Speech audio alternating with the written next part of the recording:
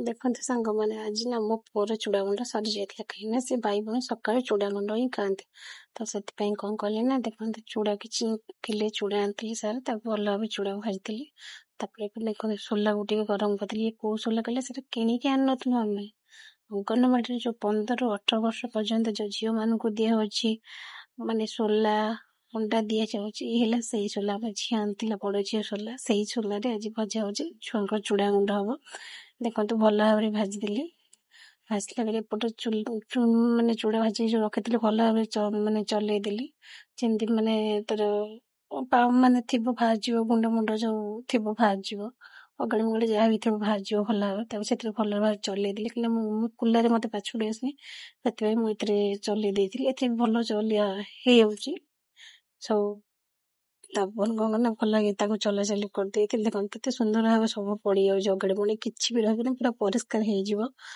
ତାପରେ ଏଠୁ ଚଲେଇ ସାରିଲା ପରେ ମୁଁ ଯୋଉ ସୋଲା ଭାଜି ରଖିଥିଲି ତାକୁ ବି ଭଲ ଭାବରେ ଚୋପା ଛଡେଇକି ତାକୁ ବି ଭଲ ଭାବରେ ଚଲେଇ ଦେଲି। ଦେଖନ୍ତୁ ଭଲ ଭାବରେ ଚଲେଇ ଦେଲି। ଚଲେଇ ସାରିଲା ପରେ ଭଲ ଭାବରେ ଚଲେଇ ସାରିଲା ପରେ ତା ଦେହରେ ଚୁଡ଼ା ଆଉ ସୋଲା ଭଲ ଭାବରେ ମିଶେଇ ଦେଲି, କାହିଁକିନା ମୁଁ ଚୁଡ଼ା ଗୁଣ୍ଡ ଆଉ କିଛି ପକେଇନି, କେବଳ ଚୁଡ଼ା ସୋଲା ହିଁ ପକାଏ। କାହିଁକିନା ଆଜି ବିସ୍କୁଟ ହେରିକା ପକେଇଲି ମୋ ଝିଅ ଖାଇବନି କି ପୁଅ ଖାଇବନି, ତ ସେଥିପାଇଁ ଖାଲି ସୋଲା ଆଉ ଚୁଡ଼ା ଗ୍ରାଇଣ୍ଡର କରିଦେଲି। ଭଲ ଭାବେ ତାକୁ ଗ୍ରାଇଣ୍ଡର କରିଦେଇକି ପୁରୀ ଦେଲି। ଆପଣମାନଙ୍କ ଛୁଆ ଚୁଡ଼ା ଗୁଣ୍ଡ ସକାଳୁ ଖାଇକି ଯାଆନ୍ତି ନା ନାହିଁ ମତେ କମେଣ୍ଟ ମାଧ୍ୟମରେ। ମୋ ଝିଅ କିନ୍ତୁ ସକାଳୁ ଉଠିକି ଟ୍ୟୁସନ ଯିବ ମାନେ ଚୁଡ଼ା ଗୁଣ୍ଡ ଖାଇବ, ମୋ ପୁଅ ବି ଉଠିକି ଚୁଡ଼ା ଗୁଣ୍ଡ ଖାଇବ, ସେ ସକାଳୁ କିଛି ବି ଖାଇବେ। ତାପରେ ଏପଟେ ଦେଖନ୍ତୁ ମୁଁ ଚୁଡ଼ା ଗୁଣ୍ଡ ଏପଟରେ ଭଲ ଭାବରେ ପୁରେଇ ଦେଲି। ଗୋଟେ ଡବାଟାକୁ ଧୋଇକି ରଖିଦେଇଥିଲି, ତାପରେ ସେ ଡବାରେ ପୁରେଇ ଦେଲି। ଦେଖନ୍ତୁ ତାପରେ ପୁରାପୁରି କରିଦେଲି, କାହିଁକିନା ମୋ ଝିଅ ଆଜି ଯେହେତୁ କଲରା ପିତା କରିଥିଲି, ମାନେ ରାନ୍ଧିଥିଲି, ସେ ଖାଇବନି, ସେଥିପାଇଁ ତା ପାଇଁ ଟିକେ ଆଳୁ ଭର୍ତ୍ତା କରିଦେଇଥିଲି। ପ୍ରଥମେ ଅଳ୍ପ କିଛି ସୋରିଷ ତେଲ ନେଇଯାଇଥିଲି, ତା ଦେହରେ ସୋରିଷ, ଜିରା ଆଉ ଶୁଖିଲା ଲଙ୍କା ଖଣ୍ଡେ ପକେଇ ଦେଇଥିଲି। ତାପରେ ପିଆଜ ପକେଇ ଦେଇଥିଲି, ଏପଟେ ଆଳୁ ଚକୁടി ଦେଇଥିଲି ଲୁଣ ଦେଇକି। ତାକୁ ଭଲ ଭାବରେ ହେଇସାରିଲା ପରେ ଟିକେ ହଳଦୀ ପକେଇଥିଲି, କାହିଁକିନା ଟିକେ ହଳଦୀ କଲର ନ ଆସିଲେ ମୋ ଝିଅ ଖାଇବନି, ସେଥିପାଇଁ ଟିକେ ହଳଦୀ ପକେଇ ଦେଇ ତାକୁ ଭଲ ଭାବରେ ଆଳୁ ଭର୍ତ୍ତା କରିଦେଇଥିଲି।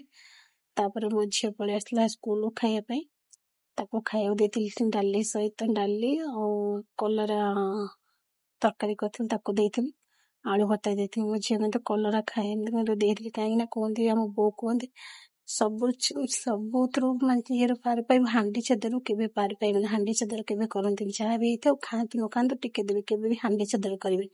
ସେଥିପାଇଁ ମୋ ଝିଅକୁ ମୁଁ ଦେଇଥିଲି, କିନ୍ତୁ ମୋ ଝିଅ କଲରା ହିଁ ଖାଏନା।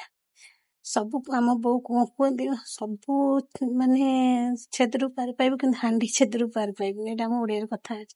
ମୁଁ ଜାଣିନି, ତଥାପି ମୁଁ ଦେଇଥିଲି। ତ ଦେଖନ୍ତୁ, ଯଦି ମୋ ମାନେ ଭିଡିଓଟି ଆପଣ ମାନଙ୍କୁ ନିହାତି ଭାବରେ ଭଲ ଲାଗୁଛି, ଗୋଟେ ଲାଇକ୍ କରିବେ, ଗୋଟେ ସବସ୍କ୍ରାଇବ କରିଦେବେ।